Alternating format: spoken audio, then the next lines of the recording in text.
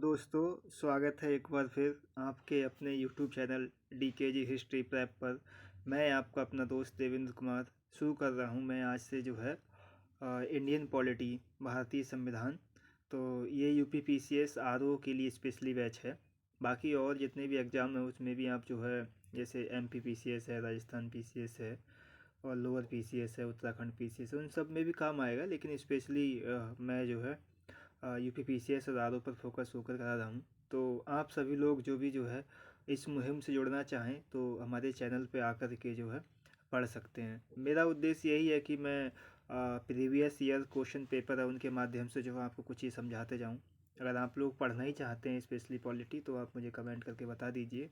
तो अभी मैं कुछ चीज़ें आपको पढ़ा दूँगा। तो शुरू करते हैं हम। तो हमारा पहला आज का जो चैप्टर है, हम पहले ही चैप्टर से पॉलिटी की शुरुआत कर रहे हैं। तो पहले चैप्टर का नाम है भारत का संवैधानिक विकास। तो पहला है हमारा चैप्टर का नाम भारत का संवैधानिक विकास।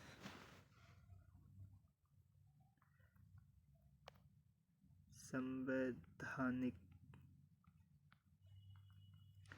विकास, ये पहला हमारा चैप्टर है इंडियन पॉलिटी में। तो इसके बारे में हम लोग पढ़ेंगे, ठीक है ना। तो या इसमें क्या हुआ है कि भारत के संवैधानिक विकास में पहले क्या होता है, 73 से लेकर के ईस्ट इंडिया कंपनी का शासन रहता है, फिर ब्रिटिश ताज के अधीन। आप सभी लोग 1857 की क्रांति को जानते होंगे। 1857 की क्रांति के बाद जो है वो ब्रिटिश ताज के शासन के अधीन जो है एक्ट आने लगे थे, ठीक है ना। तो भारत के संवैधानिक विकास में आप देखेंगे तो यहाँ पर जो है 2 पॉइंट बन जाते हैं यहाँ से ऐसे करके, ठीक है ना। तो पहले जो बन जाएगा वो ईस्ट इंडिया कंपनी के अधीन, ठीक है ना। तो पहले 1773 से लेकर के 1773 से लेकर के 1858 तक, 1853 तक, बेसिकली 1858 का एक्ट तो आ जाएगा ब्रिटिश ताज के अधीन। तो ये रहता है ईस्ट इंडिया कंपनी के थ्रू, ठीक है ना। और 1858 का जो एक्ट आता है, और 1858 से लेकर के आज़ादी तक 1947 तक, यहाँ क्या हो जाता है, ये जो है ब्रिटिश क्राउन के अधीन, ठीक है ना, ब्रिटिश ताज के अधीन जो है शासन रहता है।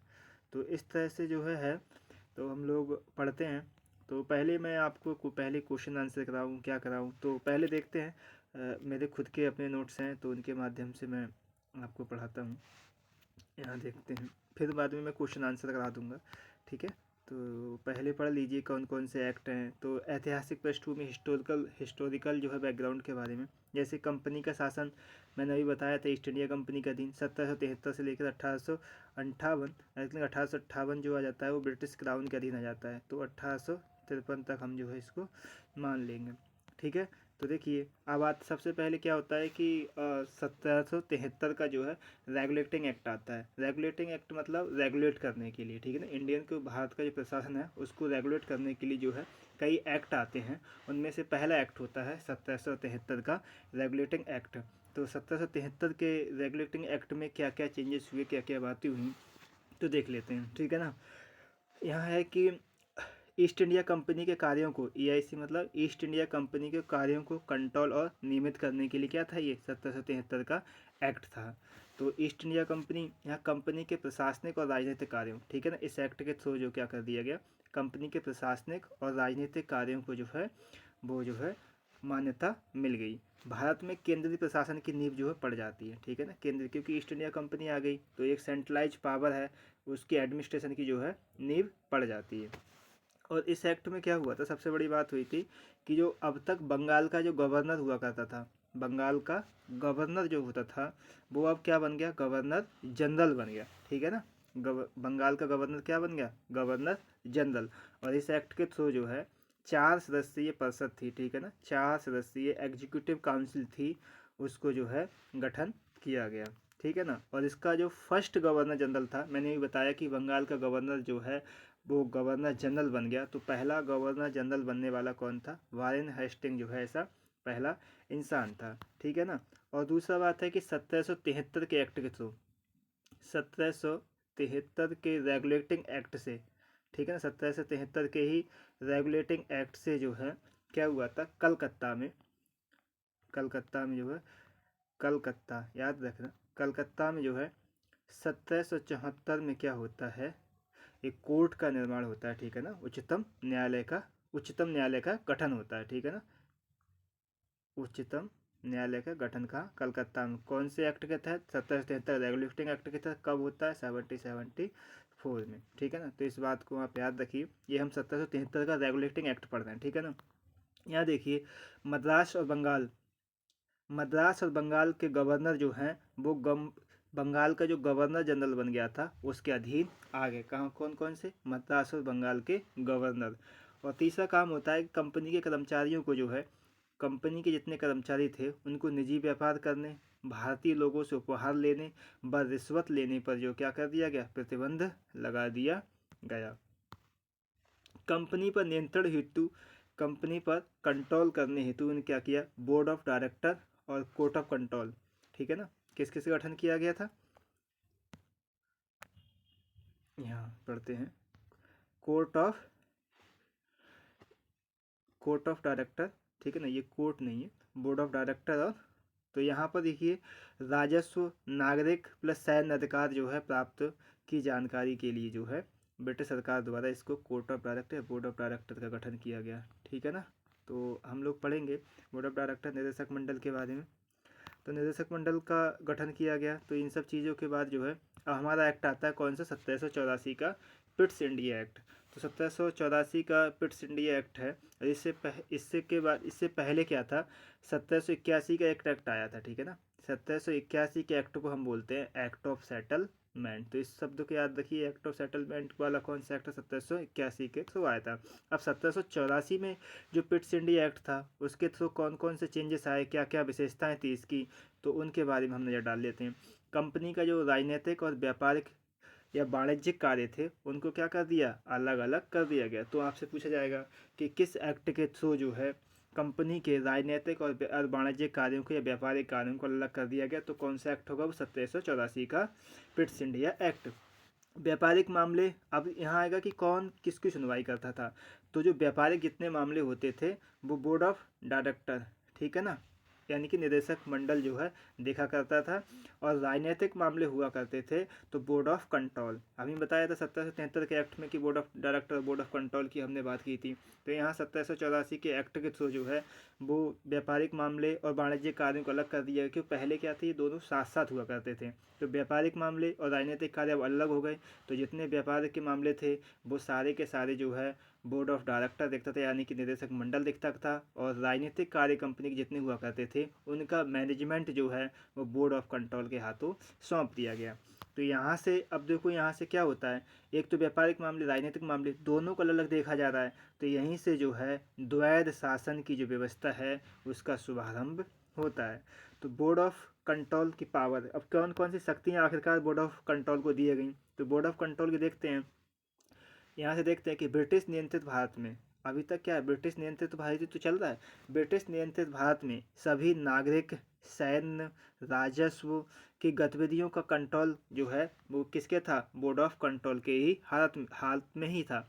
भारत में कंपनी के अधीन जो क्षेत्र था को पहली बार ब्रिटिश आधिपत्य का क्षेत्र कहा गया। अब ये यूपीएससी का क्वेश्चन था कि जो है 1784 के बारे में। तो 1784 का जो पिट्स इंडिया एक्ट था इसी में जो है कंपनी का अधीन क्षेत्र को, अब तक कंपनी का अधीन क्षेत्र बोला जाता 1784 के एक्ट से पहले, लेकिन 1784 के एक्ट में जो है कंपनी के अधीन क्षेत्र को पहली बार ब्रिटिश आधिपत्य का क्षेत्र कहा गया। नेक्स्ट पढ़ते हम, ब्रिटिश सरकार को जो है भारत में कंपनी के कार्यों और प्रशासन पर जो है पूर्ण कंट्रोल मिल गया, ठीक है ना।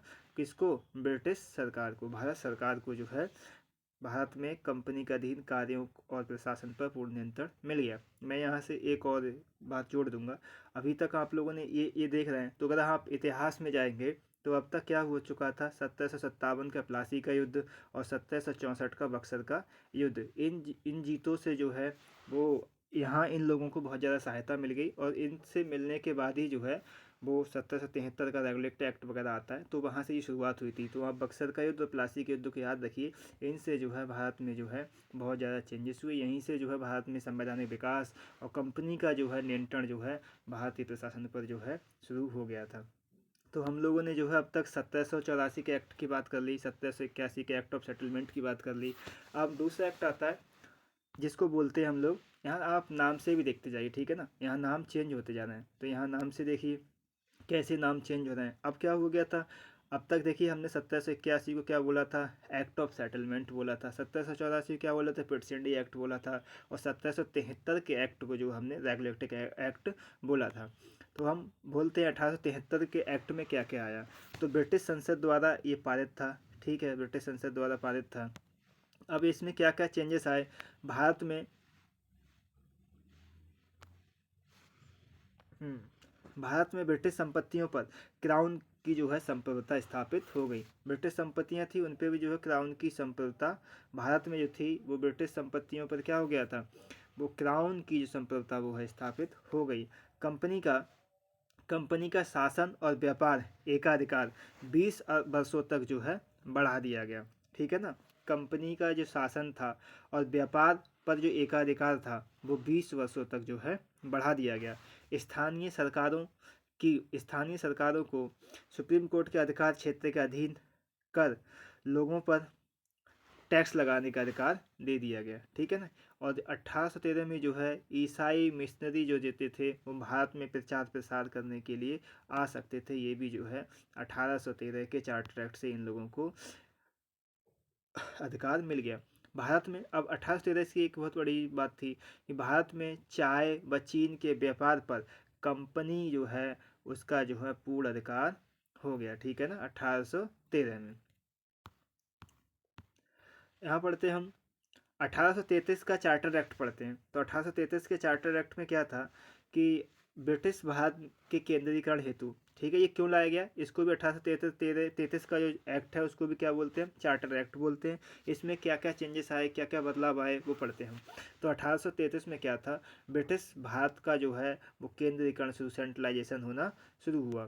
तो यहाँ से देखिए आप, बंगाल का हमने अब तक पढ़ा था कि पहले 1773 में क्या था कि गवर्नर जनरल जो है वो बंगाल का गवर्नर पहले गवर्नर जनरल बना, ठीक है ना। अब इसमें क्या होता है, इस एक्ट में देखिए बंगाल का जो गवर्नर जनरल था वो अब पूरे भारत का गवर्नर जनरल बन गया। तो ऐसा गवर्नर जनरल बनने वाला पहला कौन था, ये विलियम बेंटिंक जो है पहला गवर्नर जनरल जो था किसका, भारत का गवर्नर जनरल। और इस भारत के गवर्नर जनरल के जो है इसको क्या क्या थे, सभी नागरिक और सैन्य शक्तियाँ इसको प्राप्त थी, ठीक है ना। और इसी गवर्नर जनरल को जो है विधायिका के जो है क्या मिल गए, असीमित अधिकार मिल गए। पहली बार एक ऐसी सरकार का निर्माण हुआ, 1833 की बात कर रहे हैं हम, पहली बार ही जो है एक ऐसी सरकार का निर्माण हुआ जिसके जो है ब्रिटिश कब्जे वाले संपूर्ण भारतीय क्षेत्र पर क्या हो गया, पूर्ण कंट्रोल हो गया। मद्रास व बम्बई, ठीक है निकला, याद रखिए मद्रास व बम्बई के गवर्नरों को जो है विधायिका संबंधी जो है शक्तियों से जो है क्या कर दिया गया, वंचित कर दिया गया था। और क्या हुआ 1833 में, ईस्ट इंडिया कंपनी की व्यापारिक गतिविधियां क्या हो गई, वो समाप्त कर दी गई। और जो है प्रशासनिक शक्तियां जो है वो जो है बनी रहीं, ठीक है ना। कंपनी के अधिकार वाले क्षेत्र जो है वो ब्रिटिश राजशाही के अधीन आ गए। अब तक कंपनी के अधीन वाले क्षेत्र क्या होते थे, अब क्या हो गए, वो है ब्रिटिश राजशाही के अधीन आ गए। सिविल सेवकों के चयन के लिए जो है खुली प्रतियोगिता पर विचार जो है शुरू हो गया, ठीक है ना। कब, 1833 के एक्ट से ही। कौन सा एक्ट था ये, चार्टर एक्ट, ठीक है ना, कौन सा एक्ट है, चार्टर एक्ट।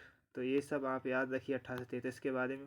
अब नेक्स्ट पढ़ते हैं 1853 का चार्टर एक्ट। तो 1853 का चार्टर एक्ट है, इसमें क्या किया हुआ, देखिए चार्टर एक्ट कौन कौन से थे। तो चार्टर एक्ट आप याद रखिए 1797 का, 1813 का, 1833 का और 1853 का, ये चार क्या है, ये चार्टर एक्ट है, ठीक है ना। सबके नाम चेंजेस हैं। तो आप देखिए अब 1853 का चार्टर एक्ट पढ़ते हैं। 1853 में हुआ क्या था, ये 1853 में पहली बार गवर्नर जनरल की जो काउंसलिंग थी ना, कि कौन सा गवर्नर जनरल है, ये भारत का गवर्नर जनरल है। क्यों? क्योंकि 1833 में जो है वो गवर्नर जनरल, बंगाल का गवर्नर जनरल क्या बन गया था, भारत का गवर्नर जनरल बन गया था। तो 1853 में पढ़ते हैं, गवर्नर जनरल की काउंसिल के विधायिका एवं प्रशासनिक कार्य क्या कर दिए गए, वो विधायी और प्रशासनिक कार्य अलग कर दिए गए। गवर्नर जनरल के लिए नई जो है विधान परिषद का, अब देखिए यानी कि विधान परिषद, तो विधान परिषद जो है वो इंडियन मतलब जो है काउंसिल जो है उसका गठन किया गया, ठीक है ना। काउंसिल में 6 नए सदस्य जो है जोड़ दिए गए। और जो नई जो विधान परिषद थी, ठीक है ना, जो विधान परिषद थी, इस विधान परिषद को क्या बोला गया, मिनी संसद का नाम भी दिया गया, ठीक है ना। इसको मिनी संसद भी बोलते थे। और भारतीय इसको जो है भारतीय विधान परिषद भी कहा गया। तो नेक्स्ट पढ़ते हैं, काउंसिल में 6 नए सदस्य का जो है लाया गया, और इसका क्या था, विधान पार्षद इनको कहते थे, ठीक है ना। और विधायिका को पहली बार सरकार के विशेष कार्य के रूप में जो है जाना गया। जो विधायिका थी वो पहली बार, याद रखिए, पहली बार जो है सरकार के विशेष कार्य के रूप में इसको जाना गया। सिविल सेवकों की भर्ती एवं चयन का शुभारंभ किया गया। सिविल सेवकों की 1833 में तो विचार किया गया, लेकिन जैसे ही 1853 का एक्ट आया तो यहाँ से सिविल सेवकों की भर्ती और चयन का क्या हो गया, शुभारंभ यानी कि स्टार्टिंग हो गई। भारतीय क्षेत्र जो है वो ब्रिटेन के अधीन कंपनी शासन का जो है क्या हो गया, विस्तार जो है होने लगा। अब नेक्स्ट पढ़ते हैं कि पहली बार भारतीय केंद्रीय विधान परिषद में स्थानीय प्रतिनिधित्व का प्रारंभ हो गया, ठीक है ना, लोकल रिप्रेजेंटेटिव का जो है वो प्रारंभ हो गया। गवर्नर जनरल की काउंसिल में जो है, अब 53 की बात कर रहे हैं, कि गवर्नर जनरल की काउंसिल में 6 नए सदस्यों में से 4 का चुनाव बंगाल, मद्रास व बम्बई और आगरा की जो है स्थानीय प्रांतीय सरकारों द्वारा किया जाना था। तो ये याद रखने वाले सारे फैक्ट हैं। अब जो है हम लोग, मैंने अभी आपको भारत के संवैधानिक विकास में 2 पार्टों में बांट के बताया था कि पहले ईस्ट इंडिया कंपनी के तहत जो है शासन या जो है वो संसदीय अधिनियम पारित हुआ करते थे। अब ब्रिटिश ताज के शासन के अधीन जो है आ जाता है सारी व्यवस्थाएं। तो ये सब हुआ क्यों, इसके पीछे हिस्टोरिकल बैकग्राउंड क्या है कि 1857 की क्रांति हुई, और 1857 की महान क्रांति के बाद जो है वो क्राउन के अधीन जो है शासन आ गया, ठीक है ना। अब कंपनी से छीन कर जो है ये अधिकार किसके हाथों में आ गया, क्राउन के हाथों में जो है ट्रांसफ़र हो गया। तो 1858 में जो है 1857 की क्रांति से बहुत बड़े चेंजेस के बाद जो है 1857 की क्रांति का जो असर है वो 1858 के जो है नियम में दिखाई देते हैं। तो यहाँ से क्या हो जाता है, यहाँ से ताज का शासन जो है शुरू हो जाता है। अब 1858 का जो है भारत शासन अधिनियम, इसको क्या बोलते हैं, इसको भारत शासन अधिनियम बोलते हैं। तो इसमें क्या क्या रिफॉर्म हुए, क्या क्या नहीं हुए, तो इसमें क्या हो गया, ईस्ट इंडिया कंपनी को क्या कर दिया गया, 1858 के एक्ट को ख़त्म कर दिया गया। गवर्नर क्षेत्रों और राजस्व संबंधी शक्तियाँ ब्रिटिश राजशाही को ट्रांसफ़र कर दी गई, ठीक है ना। गवर्नर वाली शक्तियाँ, राजस्व संबंधी जितने मामले थे वो सारी शक्तियाँ किस में आ गई, अब ब्रिटिश क्राउन में सम्मिलित हो गई। भारत का शासन जो है अब किसके हाथों में आ गया, विक्टोरिया के हाथों में आ गया, रानी विक्टोरिया के हाथों में, अर्थात जो है ताज के हाथों में आ गया। अब गवर्नर जनरल का जो नाम था, हमने पढ़ा 1773 में क्या हुआ, 1773 में, हाँ पढ़ा, थोड़ा सा बता देता हूँ। 1773 में जो है गवर्नर जनरल आया, किसका, बंगाल का आया, ठीक है ना। ये गवर्नर जनरल नाम पड़ गया किसका, बंगाल का गवर्नर जनरल बन गया। फिर हमने पढ़ा कि 1833 में जो है ये बंगाल का गवर्नर जनरल था, ये भारत का क्या बन गया था, ये गवर्नर जनरल बन गया था। अब 1858 में क्या होता है, 1858, तो 1858 के एक्ट के द्वारा जो है वो गवर्नर जनरल का नाम बदल कर क्या हो जाता है, वायसराय, ठीक है ना, क्या हो जाता है, वायसराय हो जाता है। और ये संपूर्ण भारत का होता है, ठीक है ना, नहीं मतलब वायसराय नाम पड़ गया गवर्नर जनरल वाला। तो अब पढ़ते हम लोग जो है, भारत का शासन विक्टोरिया के हाथ में, गवर्नर जनरल का नाम भारत का जो है वायसराय, और फर्स्ट ऐसा वायसराय कौन था, वो बनने वाला कौन था, लॉर्ड कैनिंग पहला जो है ऐसा व्यक्ति था जो है वायसराय, भारत का वायसराय बन गया। अब बोर्ड ऑफ कंट्रोल और बोर्ड ऑफ डायरेक्टर यानी कि निदेशक मंडल और नियंत्रण मंडल जो था वो इसको जो है क्या कर दिया गया, बोर्ड ऑफ कंट्रोल और बोर्ड ऑफ डायरेक्टर को क्या कर दिया गया, समाप्त कर दिया गया। ठीक है ना, बोर्ड ऑफ कंट्रोल और बोर्ड ऑफ डायरेक्टर को क्या कर दिया गया, समाप्त कर दिया। East India Company, board of control, board of director, इन सबको समाप्त कर दिया गया। और भारत में शासन की जो द्वैध प्रणाली थी वो भी जो है क्या कर दी गई, खत्म कर दी गई। इनकी व्यापारिक और कौन सी वाली, इनकी क्यों हमने बोला था ये 1784 वाले में। ठीक है ना, तो ये दो इनकी board of control, board of director, इन दोनों के हाथ में, एक के पास व्यापारिक थे और एक के पास राजनीतिक अधिकार थे। तो अब सारा अधिकार किसके हाथों में सम्मिलित हो गया, वो जो है ताज के हाथों में सम्मिलित हो गया। इसी वजह से बोर्ड ऑफ डायरेक्टर और बोर्ड ऑफ कंट्रोल की कोई ज़रूरत नहीं रही और इन सबको क्या कर दिया गया, समाप्त कर दिया गया। अब एक नए पद का जो है 1858 में, जिसको क्या बोलते हैं, भारत के राज्य सचिव का जो है सृजन होता है। अब इन सब के इसमें क्या क्या शक्तियाँ थी, क्या क्या थी, तो ब्रिटिश संसद के प्रति ये क्या था, ये जो भारत का राज्य सचिव हुआ करता था, ये सीधे जो है ब्रिटिश संसद थी उसके प्रति जो है उत्तरदायी हुआ करता था। और ये ब्रिटिश कैबिनेट का ही क्या हुआ करता था, मेंबर हुआ करता था। और राज्य जो है सहायता के लिए, इसकी किसकी, राज्य सचिव की सहायता के लिए जो है 15 सदस्यीय जो है एक काउंसिल का गठन कर दिया गया। और इसी जो भारत का राज्य सचिव है, इसके लिए भारतीय प्रशासन पर क्या था, इसका पूर्ण नियंत्रण था, पूर्ण कंट्रोल इसका था। यहाँ आगे बढ़ते हैं। इस जो 15 सदस्यीय जो काउंसिल हुआ करती थी, उसका अध्यक्ष जो है वो भारत सचिव हुआ करता था। और ये कैसा हुआ करता, काउंसिल जो हुआ करती, ये कैसी हुआ करती, सदाकारी प्रकृति की हुआ करती थी। ठीक है ना, भारत सचिव की परिषद जो है वो कैसी थी, एक निगमित निकाय थी। ठीक है ना, और परिषद इंग्लैंड प्लस भारत में मुकदमा करने के लिए जो है इसको अधिकार था। ठीक है ना, इंग्लैंड और भारत ये काउंसिल जो है दोनों में जो क्या कर सकती थी, मुकदमा करने का इसको अधिकार था। ठीक है, अब नेक्स्ट पढ़ते हैं। इसने भारत में प्रचलित शासन प्रणाली में जो है कोई विशेष परिवर्तन नहीं किया। जैसी शासन प्रणाली चल रही थी लगभग वैसी ही सेम प्रणाली चलती रही। अब 1861 का आता है, इसको काउंसिल एक्ट बोलते हैं। ठीक है ना, तो 1861 के जो है इंडियन काउंसिल एक्ट की कौन कौन सी विशेषताएं थीं वो मैं जो है इसमें समझा देता हूँ। तो देखते हैं क्या क्या विशेषताएं थी। कानून बनाने की जो प्रक्रिया में जो है, कानून बनाने की, ठीक है ना, याद रखिए, कानून बनाने की प्रक्रिया में भारतीय प्रतिनिधियों को जो है शामिल करने की शुरुआत हो गई। कब से शुरुआत हो गई ये, 1861 के इंडियन काउंसिल एक्ट के द्वारा। वायसराय जो है भारतीयों को काउंसिल में जो है, वायसराय भारतीयों को परिषद में गैर सरकारी सदस्यों के रूप में नामांकित कर सकता था। ठीक है ना, गैर सरकारी सदस्य, ठीक है ना, उनके रूप में क्या कर सकता था, नॉमिनेट कर सकता था।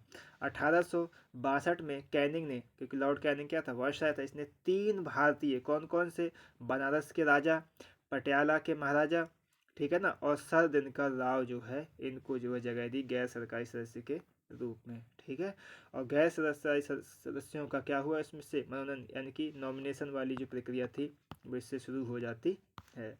अब देखिए और क्या क्या चेंजेस होते हैं, तो नेक्स्ट चेंजेस देखते हैं। मद्रास, बम्बई को पुनः क्या कर दिया गया, विधायी शक्तियाँ जो है दे दी गई और यहाँ से डिसेंट्रलाइजेशन यानी कि विकेंद्रीकरण की शुरुआत शुरू हो जाती है। डिसेंट्रलाइजेशन का मतलब है कि पावर एक हाथ से जो है कई भागों में, दूसरे हाथों में जो बांट देना, उसको क्या बोलते हैं, विकेंद्रीकरण। तो बंगाल 1862 में ये, ठीक है ना, उत्तर पश्चिमी सीमा प्रांत, जिसको आज हम उत्तर प्रदेश बोलते हैं, इसको 1866, और पंजाब में 1857 में जो है विधान परिषदों का क्या किया गया, गठन किया गया। ठीक है ना, वायसराय के निगम प्लस यानी कि वायसराय के नियम आदेश बनाने की अधिक शक्तियाँ। ठीक है ना, इसमें क्या क्या, वायसराय को जो है नियम बनाने के लिए आदेश बनाने की अधिक शक्तियाँ जो है मिल गई। 1859 में क्या था, 1859 में क्या था, पोर्टफोलियो प्रणाली को जो है भी मान्यता दे दी गई। और वायसराय जो पोर्टफोलियो को मतलब वायसराय की परिषद का एक सदस्य जो है कई सरकारी विभागों का प्रभारी हुआ करता था। और काउंसिल की ओर से अंतिम आदेश पारित करने का अधिकार। ठीक है ना, इस पोर्टफोलियो प्रणाली का ही जो है विशेषता है। नेक्स्ट पढ़ते हैं हम कि वायसराय को जो है अध्यादेश की शक्तियाँ मिल गई। ठीक है ना, अध्यादेश वाली शक्तियाँ हैं वो जो है वायसराय जो है अध्यादेश जारी कर सकता था। ठीक है ना, और जिसकी अवधि कितनी होती है, अधिकतम 6 माह। हमारे जो भारतीय राष्ट्रपति हैं, इनको जो है भारतीय राष्ट्रपति को भी अध्यादेश जारी करने की शक्तियाँ जो है वो इसी एक्ट के थ्रू है। ठीक है ना, इसी विशेषता से जो है कहीं ना कहीं मिलती है। और किससे एक्ट में है वो अध्यादेश, हमारे महामहिम राष्ट्रपति 123 द्वारा अध्यादेश ला सकते हैं। ठीक है ना। तो इसके बारे में बाद में बात करेंगे जब प्रेसिडेंट पढ़ाएंगे तो, ठीक है ना। नेक्स्ट पढ़ते हैं 1892 का एक्ट। तो 1892 के एक्ट के थ्रू बहुत ज़्यादा चेंजेस हुए। तो 1861 का इंडियन काउंसिल एक्ट भारत और 1892 का इंडियन काउंसिल एक्ट, तो इसके बारे में पढ़ते हैं। ये बहुत ज़्यादा इंपॉर्टेंट है, इसको आप लोग जो है जितना रट सकें उतना रट लीजिए। वैसे तो 1858 का 1813 का भी अच्छे खासे थे, लेकिन इसमें बहुत ज़्यादा चेंजेस हैं।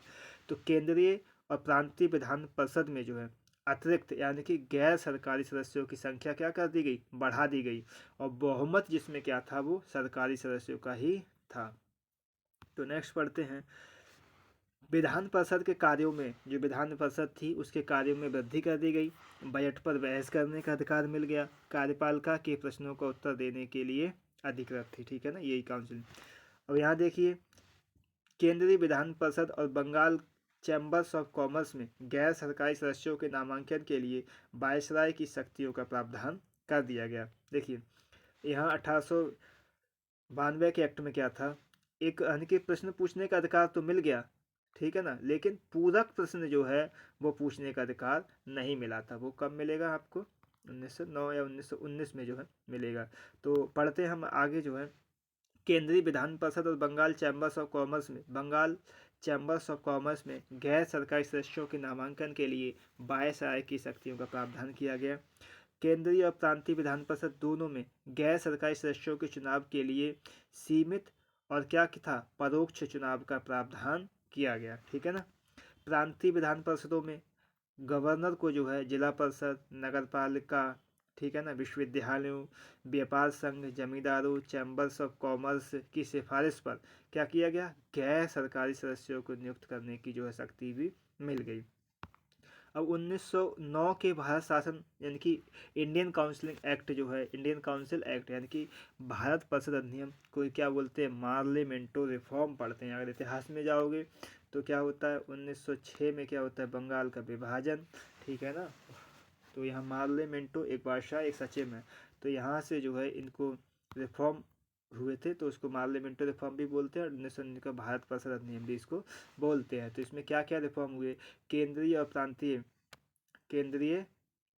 प्रांतीय विधान परिषद के आकार में क्या कर दी गई, वृद्धि कर दी गई।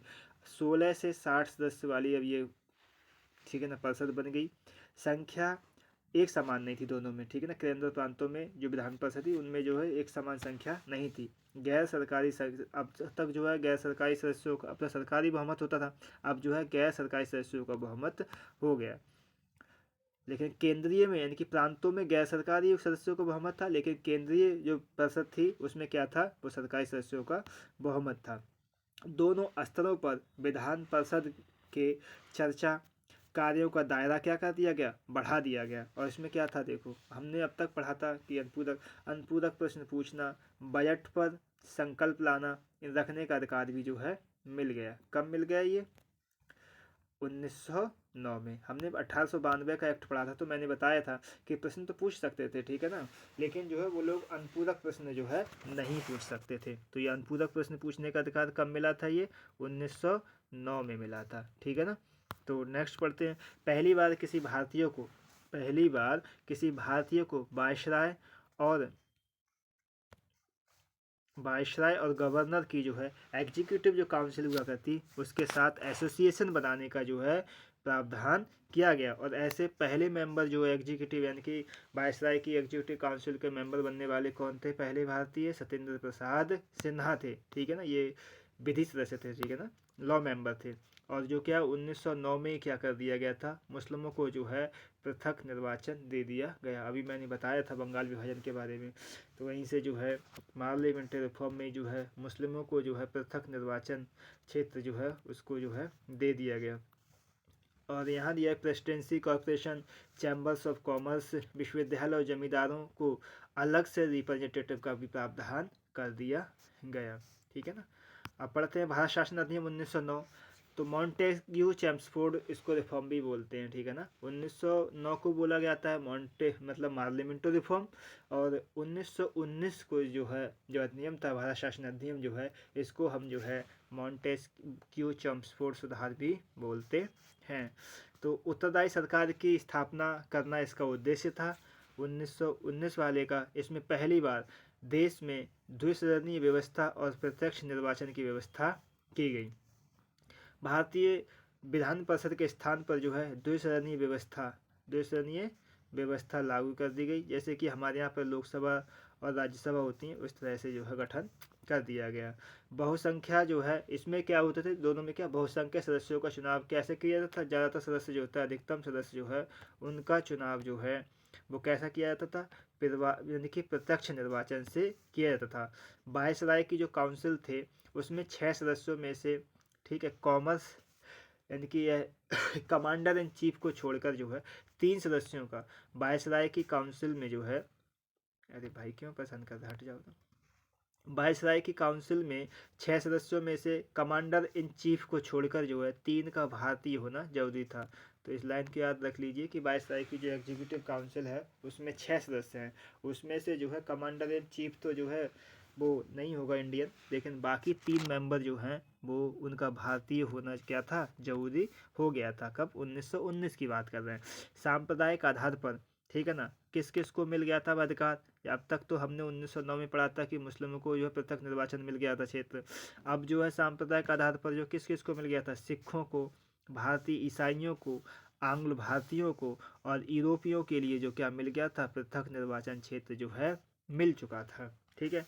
संपत्ति, कर या शिक्षा, ये वाली लाइन याद रखिए। संपत्ति, टैक्स या शिक्षा के आधार पर सीमित संख्या में क्या मिल गया, लोगों को मताधिकार मिल गया। ठीक है ना। लंदन में भारत के उच्चायुक्त के कार्यालय का सृजन किया गया। कब, 1919 के एक्ट के थ्रू। लोक सेवा आयोग का गठन, तो लोक सेवा आयोग का गठन 1919 के एक्ट के थ्रू कब किया गया, 1926 में जो है वो लोक सेवा आयोग का गठन किया गया। पहली बार केंद्रीय बजट को राज्य बजट से क्या कर दिया गया, अलग। पहली बार केंद्रीय बजट को राज्य बजट से अलग कर दिया गया। ठीक है ना। और राज्य विधानसभा अपना बजट क्या कर सकती थी, स्वयं तैयार कर सकती थी। ठीक है ना। एक वैधानिक आयोग, ठीक है ना, एक वैधानिक आयोग का जो है गठन किया गया, जिसका काम क्या था, जांच करना। और महिलाओं को भी जो है वोटिंग राइट दे दिया गया। ठीक है ना। व्यवस्थापिका में केवल 10% जो सदस्य जो है निर्वाचित होते थे। तो हम जो है नेक्स्ट पढ़ते हैं आगे। अब हमारा आएगा 1935। तो 1935 का एक्ट था, इसके तहत जो है बहुत ज़्यादा चेंजेस हुए और 1935 का एक्ट जो है सबसे ज़्यादा इम्पोर्टेंट माना जाता है। ठीक है ना। तो 1935 के एक्ट के थ्रू हम लोग पढ़ते हैं, जिसको क्या बोलते हैं, भारत शासन अधिनियम 1935। इसमें क्या किया गया था, एक संघात्मक सरकार की स्थापना की गई। ठीक है ना। अब यहाँ मैं बहुत ज़्यादा लिख नहीं सकता, लेकिन फिर भी कोशिश करूँगा। एक फेडरल गवर्नमेंट, ठीक है ना, 1935 की बात कर रहे हैं हम। ए भैया हट जाओ ना। 1935 में, ठीक है ना, कौन कौन से क्या आ गया, एक फेडरल गवर्नमेंट, ठीक है ना, एक संघात्मक सरकार। तो एक फेडरल गवर्नमेंट यानी संघात्मक सरकार का जो है इसकी स्थापना की गई। ठीक है ना। प्रांतों में जो है वो द्वैध शासन समाप्त कर दिया गया और केंद्र में, नेक्स्ट पढ़ते हम 1935 से। हाँ, प्रांतों में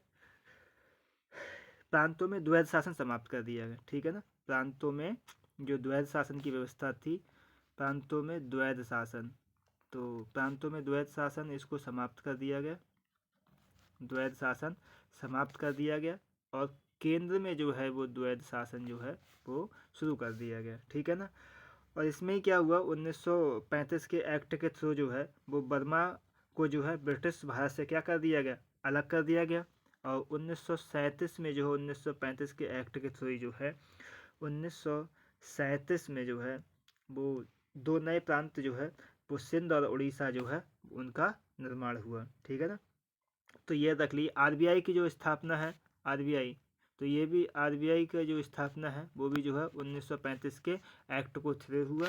और एक जो है हमारा जो है क्या बोलते हैं, हाँ, एक संघात्मक यानी कि सुप्रीम कोर्ट, इसकी भी स्थापना जो है 1935 में एक्ट के थ्रू होती है। ठीक है ना। तो यहाँ से जो है हम लोगों ने पढ़ लिया कि रिजर्व बैंक की स्थापना, दलित जातियों, महिलाओं और श्रमिकों को जो इसमें सम्मिलित कर दिया गया, सांप्रदायिक निर्वाचन प्रणाली। आप लोगों ने पढ़ा होगा सांप्रदायिक पंचाट, क्या पढ़ा होगा, सांप्रदायिक पंचाट सांप्रदायिक एक कम्युनल अवार्ड। तो ये डॉक्टर बाबा साहेब अम्बेडकर की बात की जो है पढ़ते हैं। तो इसमें भी क्या किया गया 1935 में जो है वो दलित जाति और महिलाओं को भी क्या कर दिया गया था, वो पृथक निर्वाचन क्षेत्र की जो है बात की गई थी, ठीक है ना। तो यहाँ हम लोगों ने जो है 1935 का एक्ट पढ़ा। और 1947 में आप जानते हैं कि 15 अगस्त 1947 को जो है भारत जो आज़ाद हो गया और दोनों डोमिनियन राज्यों में जो है गवर्नर जनरल का पद जो है सृजित जो है कर दिया गया, ठीक है ना। वायसराय जो है, वायसराय का पद जो है 1947 में समाप्त कर दिया गया। तो ये सब चीज़ें हमने अब तक पढ़ी। तो ये मेरे नोट्स हैं, इसके थ्रू आप लोगों ने पढ़ा। और बाकी जो क्वेश्चंस आंसर की सीरीज़ है वो मैं शुरू करता हूँ अभी। ये अब तक जितना हमने पढ़ा उतने को जांच लेते हैं कि आप लोगों ने कितना पढ़ा, कितना सीखा। तो देखिए पढ़ते हैं हम यहाँ से। पहला क्वेश्चन मैं पूछता हूँ आप लोगों से जो है पहला क्वेश्चन। तो पहला क्वेश्चन मेरा आपसे है, पहला क्वेश्चन देखिए कि किस एक्ट के थ्रू जो है, किस एक्ट के थ्रू कलकत्ता में सर्वोच्च न्यायालय की स्थापना की गई। तो बताइए किस एक्ट के थ्रू जो है कलकत्ता में कलकत्ता में सर्वोच्च न्यायालय की स्थापना का प्रावधान किया गया, ठीक है। और कब किया गया तो मैं ही बता देता हूँ, ठीक है ना। वो कौन सा एक्ट था, 1773 का रेगुलेटिंग एक्ट। और कब स्थापना की गई थी इसकी, तो 1774 में, ठीक है ना। कलकत्ता में जो है एक सुप्रीम कोर्ट की स्थापना की गई। तो ये मत समझिए 1945 में 1935 में होता है वो संघीय न्यायालय था। ये जो है कलकत्ता में सुप्रीम कोर्ट है, ठीक है ना। संघीय न्यायालय और उसमें दोनों में अंतर है। अब नेक्स्ट जो है हमारा क्वेश्चन नंबर 2 से हम शुरुआत करते हैं। तो शुरुआत के लिए देखिए सर्वोच्च न्यायालय, चलो इसको बड़ा कर लेते हैं तो ऐसे ही दिखाते हैं। पढ़िए, सॉल्व कीजिए। सर्वोच्च न्यायालय की स्थापना के संबंध में निम्नलिखित में से कौन से कथन सही हैं। तो सर कलकत्ता में सर्वोच्च न्यायालय की स्थापना 1773 के रेगुलेटिंग एक्ट के द्वारा की गई, तो सही है। लेमिस्टर इस न्यायालय के मुख्य न्यायाधीश तो नहीं, तो इसमें क्या थे, एमपे करके, एलिजा एमपे करके जो है वो जो है प्रथम जो है न्यायाधीश थे किसके, कलकत्ता सर्वोच्च न्यायालय के। तो इस हिसाब से ऑप्शन ए तो ठीक है, लेकिन ऑप्शन 2 जो है क्या है, गलत है। तो देख लीजिए यहाँ पर ये यूपी आर ओ प्री 2016 में पूछा गया था।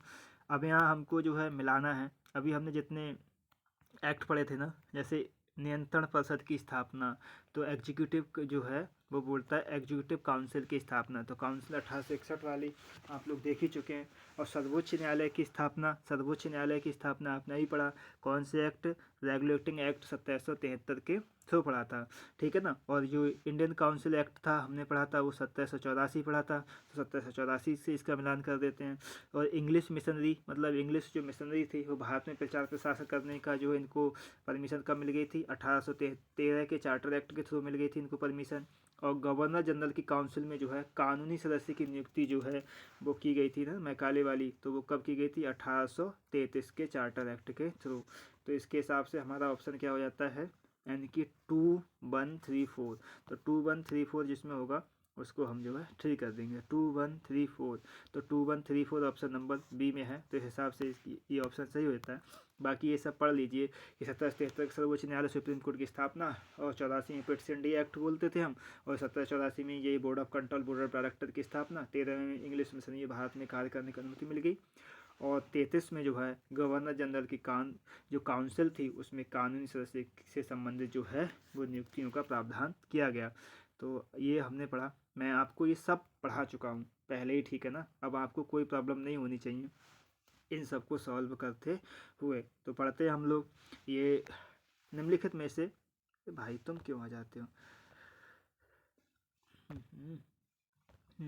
देखिए निम्नलिखित में से किससे या किन से भारत में अंग्रेजी शिक्षा की नींव पड़ी। तो अंग्रेजी शिक्षा की नींव कब पड़ी, 1813 से जो है 13 के चार्टर एक्ट में बोला गया था कि भारतीयों की जो शिक्षा है उस पर जो है हम 1 लाख रुपये खर्च करने का जो है प्रावधान किया गया। तो ये ठीक है।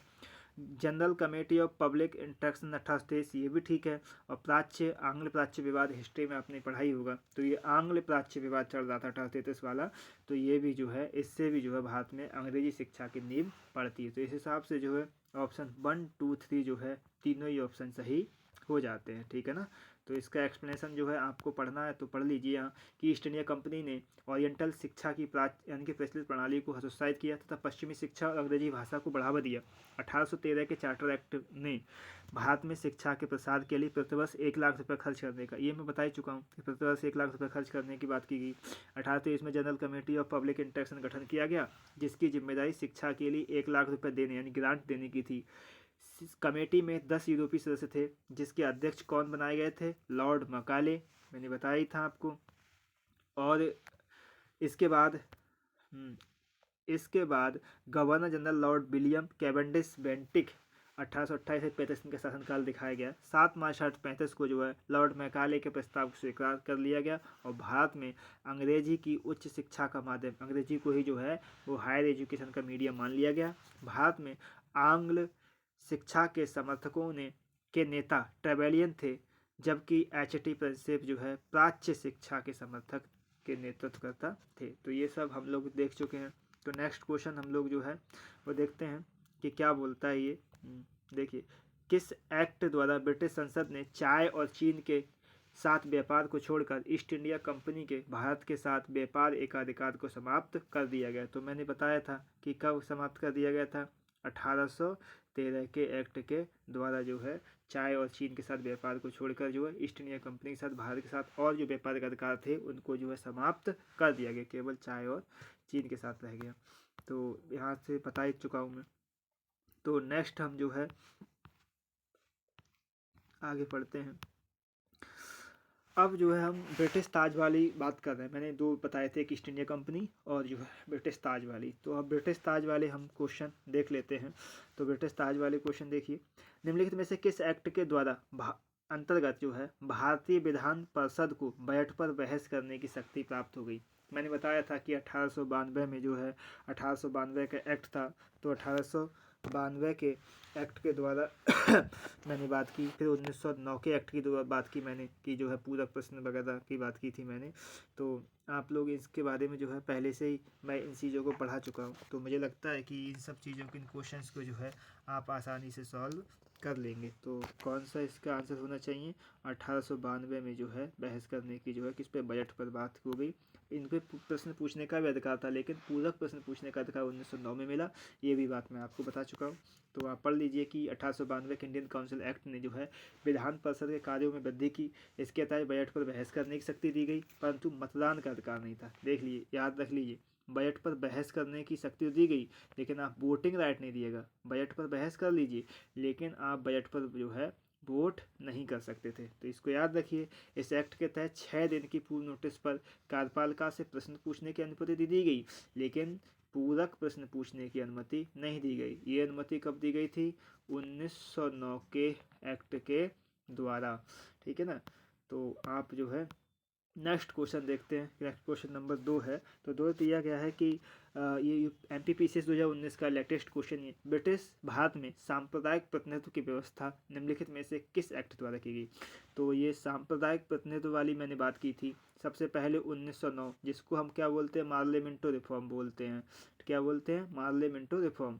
इसके थ्रू क्या किया गया था? पार्लियामेंटो रिफॉर्म। इसमें जो है 1909 में जो है क्या किया गया था? मुस्लिमों को पहली बार जो है वो सांप्रदायिक प्रतिनिधित्व देने की व्यवस्था की गई थी, ठीक है ना। तो नेक्स्ट आगे देखते हैं हम लोग क्वेश्चन। अब समय तो बहुत ज़्यादा हो रहा है, लेकिन फिर भी मैं पढ़ा देता हूँ। निम्नलिखित में से किस एक एक्ट के द्वारा भारत में संघीय न्यायालय की स्थापना की गई? तो संघीय न्यायालय की व्यवस्था मैंने बताई थी कि 1935 का जो है एक्ट था, भारत शासन अधिनियम 1935 था। लेकिन जो है जो संघीय न्यायालय की स्थापना 1935 के एक्ट के थ्रू 1937 में की गई थी। तो इस हिसाब से जो है इसमें कोई भी ऑप्शन नहीं है। 1861 नहीं है, 9 नहीं है, 19 नहीं है, यानी कि कोई ऑप्शन नहीं है। 1937 में की गई तो 1935 के एक्ट के द्वारा, तो यानी कि ऑप्शन नंबर डी इसमें सही है, ठीक है ना। नेक्स्ट देखिए, भारत का संघीय न्यायालय निम्नलिखित में से किस वर्ष में जो है स्थापित किया गया था? तो संघीय न्यायालय की स्थापना अभी मैंने बताया था 1937, ठीक है ना। तो यहाँ ये हो गया। केंद्र में द्वैध शासन किस एक्ट के थ्रू जो है स्थापित किया गया? तो द्वैध शासन वाली व्यवस्था मैंने बताई थी कि 1935 में क्या किया था? प्रांतों में समाप्त कर दिया गया था और जो है केंद्र में ला दिया गया था। तो यहाँ ऑप्शन ये ठीक हो जाता है। तो नेक्स्ट क्वेश्चन देखिए आप लोग, निम्नलिखित में से किस एक्ट ने केंद्र में द्वैध शासन प्रणाली को स्थापित किया। तो फिर से आप देख लीजिए केंद्र में द्वैध शासन प्रणाली जो है वो कौन सा हो जाएगा, 1935 हो जाता है। तो यूपीपी से 2014 में पूछा गया है। अब ये क्वेश्चन नंबर 7 दिया है। क्वेश्चन नंबर 7 में बोला गया है कि 1919 के भारत शासन अधिनियम, ठीक है ना, इसी वजह से मैंने आप सबको जो है पहले ही सारे अधिनियम पढ़ा दिए थे, सारा संवैधानिक विकास पढ़ा दिया था, ताकि आप लोग क्वेश्चन सॉल्व करते हुए, ये आईएएस का क्वेश्चन है, आईएएस प्री 2012 का, तो पढ़ते हैं 1919 के बारे में। तो 1919 के बारे में पढ़ते हैं, प्रांतों में कार्यकारिणी सरकार में द्वैध शासन की व्यवस्था। मैंने बताया था कि प्रांतों में 1919 में कर दिया गया, मतलब ला दिया गया, और केंद्र में 1935 में ये व्यवस्था लाई गई, ठीक है ना, द्वैध शासन व्यवस्था। प्रांतों में 1919 के एक्ट थ्रू जो है खत्म, वो 1919 के थ्रू लाया गया, और 1935 में प्रांतों में द्वैध शासन व्यवस्था खत्म कर दी गई। तो पढ़ लिए, पहला ऑप्शन क्या हो जाता है, सही हो जाता है। मुसलमानों के लिए पृथक सांप्रदायिक ये मंडल, तो मुसलमानों के लिए जो है सांप्रदायिक निर्वाचन मंडल की व्यवस्था 1909 में हुई थी। तो इस हिसाब से ऑप्शन नंबर 2 जो है क्या हो जाता है, गलत हो जाता है। तो इस हिसाब से हमारा ऑप्शन देखिए, जहाँ 2 हो उसे काट दीजिए, यानी कि 2 कट गया, 2 कट गया। अब हमारा ऑप्शन नंबर 1 और 1 और 3, अब हम 50% पे पहुँच गए हैं। तो हम लोग तीसरा ऑप्शन देख लेते हैं, केंद्र द्वारा प्रांतों को विधायिनी शक्ति का हस्तांतरण किया गया। तो ये भी ऑप्शन ठीक है, तो इस हिसाब से ऑप्शन नंबर सी जो है सही हो जाता है। तो नेक्स्ट हम लोग पढ़ते हैं, निम्नलिखित में से किसने ब्रिटिश भारत में प्रांतीय स्वायत्तता शुरू की। तो किसने जो है ब्रिटिश भारत में प्रांतीय स्वायत्तता शुरू की। तो प्रांतों की बात हमने अभी की थी ना, तो प्रांतीय स्वायत्तता किसने शुरू की थी, भारत सरकार अधिनियम 1919 के द्वारा, ठीक है। अब हम आते हैं क्वेश्चन नंबर 9 की ओर। तो क्वेश्चन नंबर 9 की ओर बढ़ते हैं। तो 9 की ओर बढ़ते हैं, तो इसमें देखिए क्या बोला है कि भारतीय विधान परिषद का प्रथम बार द्विसदनीय बनाएगी। तो भारतीय विधान परिषद प्रथम बार तो अभी बताया था 1919 में जो आया था, प्रांतों में द्वैध शासन वाली व्यवस्था, तो 1919, और जैसे केंद्र में आया तो 1935 आप लोग लगा के आइए, ठीक है ना। केंद्र में यहाँ लिखा है, केंद्र में कौन सा एक्ट द्विसदनीय विधायिका लाया। तो फिर से मैंने बताया था अभी कौन सा एक्ट लेके आया था, तो यहाँ पर दे रहा है कि केंद्र में कौन सा एक्ट जो है द्विसदनीय व्यवस्था लाया। तो यहाँ 1935 होना चाहिए, क्योंकि केंद्र प्रांतों में जो व्यवस्था द्विसदनीय व्यवस्था थी 1919 के एक्ट के थ्रू आई थी, और केंद्र में 1935 में आया। तो द्विसदनीय विधायिका कौन सा एक्ट, द्विसदनीय विधायिका, अच्छा विधायिका पूछा है, तो यहाँ पर 1919 एक्ट ठीक हो जाना चाहिए। तो आप देखिए यहाँ क्वेश्चन नंबर 11 दिया है। तो क्वेश्चन नंबर 11 में पढ़िए आप लोग कि ये देखा, निम्नलिखित पर विचार कीजिए। निम्नलिखित पे जो है हमको क्या करना है, विचार करना है और बताना है कि कौन सा ऑप्शन जो है हमारे सही हैं।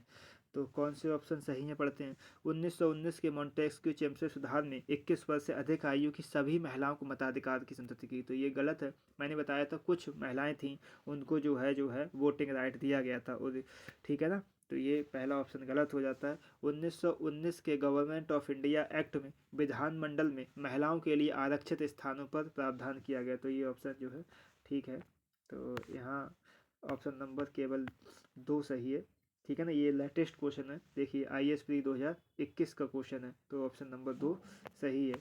यहाँ पढ़िए, मॉन्टेस्क्यू चैम्बर सुधार के रूप में अभी भारत सरकार अधिनियम 1919 द्वारा महिलाओं को मताधिकार प्रावधान किया गया था, ठीक है ना। महिलाओं को वोटिंग राइट तो दिया गया था, परंतु ये सीमित वर्गों की महिलाओं के लिए ही था, और सभी महिलाओं के लिए वयस्क मताधिकार आधार ये जो है आधारित नहीं था। इस प्रकार पहला ऑप्शन क्या हो जाता है, गलत हो जाता है। 1935 के भारत सरकार अधिनियम द्वारा सांप्रदायिक निर्वाचन प्रणाली में का विस्तार करते हुए दलित वर्ग, महिलाओं और श्रमिकों के लिए भी जो है पृथक निर्वाचन मंडल का प्रावधान करते हुए विधानमंडल में स्थान आरक्षित किए गए थे। इस प्रकार कथन जो है दूसरा सही है। ऑप्शन नंबर 12 देखिए, भारतीय सिविल सेवा के संदर्भ में निम्नलिखित कथनों में से कौन सा कथन सही है। तो कौन सा कथन सही है इसको हम देखते हैं। भारत सरकार अधिनियम 1919 में भारतीय सिविल सेवा के लिए एक अलग परीक्षा का प्रावधान किया गया जो भारत में होनी थी, तो ठीक है। भारतीय सिविल सेवा, दूसरा ऑप्शन देखिए, भारतीय सिविल सेवा में 1941 में भारतीयों का परसेंटेज यूरोपियों से अधिक था, तो ये ऑप्शन भी ठीक हो गया। तो इस हिसाब से जो है दोनों ऑप्शन हमारे क्या हो जाते हैं, सही हो जाते हैं, यदि ये यूपी ARO परीक्षा जो है 2021 यानी कि लेटेस्ट क्वेश्चन है। तो नेक्स्ट हम लोग पढ़ते हैं, ये बाकी आप लोग इसको एक्सप्लेनेशन पढ़ते जाइए। केंद्रीय विधानसभा काया के निम्नलिखित में से कौन से निर्वाचन भारत शासन अधिनियम 1919 के तहत हुए, ठीक है ना। कौन सा निर्वाचन जो है भारत शासन अधिनियम 1919 के तहत हुआ था, तो इसके बारे में हम लोग पढ़ते हैं कि कौन कौन से जो है हुए थे। तो कौन कौन से हुए थे? एक 1926, 1937 नहीं, और 1945, ठीक है ना। तो ये दोनों जो है ऑप्शन हमारे ठीक है, ठीक है ना। तो देख लीजिए इसमें कौन कौन से ए और सी हमने पढ़े थे, 1937 नहीं था। तो बाकी देखिए 14, भारत शासन अधिनियम 1919 के अंतर्गत भारतीय विधायिका का अंतिम निर्वाचन, अभी मैंने बताया तो 1945 वाला भी किस वर्ष किया गया था, तो 1945। बाकी एक क्वेश्चन और देख लेते हैं कि राष्ट्रपति को अध्यादेश निर्गत करने की शक्ति, तो हमने बताया था जब हम लोग पढ़ रहे थे, कौन सा एक्ट पढ़ रहे थे हम लोग, 1935 वाला। तो यहाँ पर भारत के राष्ट्रपति को अध्यादेश करने की शक्ति 1935 के जो है भारत शासन अधिनियम से मिलती है, ठीक है ना। तो यहाँ देख लीजिए कि भारत, यद्यपि ब्रिटिश भारत के गवर्नर जनरल को 1861 में जो है भारत परिषद अधिनियम से ही विधान परिषद की अनुमति के बिना अध्यादेश जारी करने की शक्ति प्राप्त थी, तथापि भारतीय संविधान में जो है राष्ट्रपति को अध्यादेश जो है जारी करने की शक्ति अनुच्छेद 123 के तहत जो है 1900 भारत सरकार अधिनियम 1935 की धारा 42 और 43 से प्रेरित है। निम्नलिखित में से किस एक्ट के द्वारा संवैधानिक निरंकुशता का सिद्धांत, संवैधानिक निरंकुशता शब्दों पर ध्यान दीजिए, अरे भाई तुम क्यों परेशान करते हो हमको। यहाँ देखिए संवैधानिक निरंकुशता का सिद्धांत जो है वो प्रकट किया गया। तो कौन सा एक्ट था? वो था संवैधानिक निरंकुशता 1935 का भारत शासन अधिनियम, ठीक है ना। तो एक क्वेश्चन और देखते हैं, फिर मैं यहीं पर अपनी वीडियो स्टॉप करूँगा। भारत के संविधान में केंद्र और राज्यों के बीच किया गया शक्तियों का विभाजन इनमें से किससे उल्लिखित योजना पर आधारित था, ठीक है ना। केंद्र में राज्य के बीच किया गया जो है शक्तियों का विभाजन इनमें से किससे उल्लेखित था? तो हमने पढ़ाई था केंद्र और राज्यों के बीच शक्तियों के विभाजन वाला, तो कौन था ये? 1935 का भारत शासन अधिनियम। तो मैं लगभग जो है ये IAS प्री 2012 क्वेश्चन है। तो इस तरह से आप मुझसे पढ़ना चाहेंगे, मेरे नोट्स हैं, या आप जो है मैंने इस तरह से पढ़ाया, आप लोग जो है कमेंट बॉक्स में ज़रूर बताइए। मैं चाहता तो आपको इसी क्वेश्चन आंसर सीरीज के थ्रू जो है ऐसे जो क्वेश्चन है इनको ही सॉल्व करा सकता था, लेकिन मैंने सोचा कि पहले जो है ये मेरी पहली क्लास है UPPCS के लिए, वो भी पॉलिटी की। तो आप किस तरह से पढ़ना चाहेंगे, मेरे नोट्स हैं उनके माध्यम से पहले मैं आपको समझा दूँ, उसके बाद आपसे क्वेश्चन आंसर करूँ, या डायरेक्ट जो है आप लोग इतना पढ़ चुके हैं कि मैं इस क्वेश्चन आंसर सीरीज को जो है ऐसे ही कंटिन्यू रखूं। तो आप लोग अपनी राय ज़रूर बताइए, कमेंट बॉक्स में जो है ज़रूर लिखिए। और हमारी वीडियो अगर आप लोगों को पसंद आती है तो आप इसको लाइक शेयर सब्सक्राइब ज़रूर कीजिए। अभी मुझे जो है आप सभी को पढ़ाने के लिए आप सभी के सहयोग और सपोर्ट की ज़रूरत है। तो और thank you for watching this video. अगर कोई भी किसी भी तरह की एरर होती है मेरे पढ़ाने में तो आप लोग कमेंट बॉक्स में ज़रूर बताइए, और मैं अगली वीडियो में जो है उसको जो है 100% जो है मैं जो है उसको दूर कर दूंगा। तो once again thank you for watching this video.